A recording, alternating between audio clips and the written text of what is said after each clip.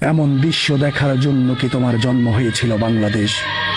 জীবনের প্রথম দেখলাম জীবিত মানুষের সঙ্গে দেখা করতে যায় মৃত মানুষ। কারাগারের লোহার শিকের ভিতরে দাঁড়িয়ে একজন জীবিত মানুষ, আর বাইরে কফিনে শুয়ে থাকা তার পুরো পৃথিবী। ছাত্রলীগ করার অপরাধে মিথ্যা মামলায় বন্দি সাদ্দাম, অথচ শাস্তি পেল তার স্ত্রী আর 9 মাসের নিষ্পাপ শিশুটি। হাজার দুঃখ, অভাব আর অপমান বয়ে নিয়ে সাদ্দামের স্ত্রী যখন মৃত্যুর পথ বেছে নিল, তখন রাষ্ট্র ছিল নীরব, আইন ছিল অন্ধ, মানবতা ছিল নিখোঁজ। সাদ্দাম পেল না স্ত্রীর জানাজা, শেষ বিদায়ে জানাজার অধিকার পেল না 9 মাসের শিশুটার কপালে হাত রেখে বাবা আছি বলার সুযোগটুকু। জানাজা শেষ হলো, কফিন মাটির নিচে গেল, কিন্তু কারাগারের তালা খুলল না।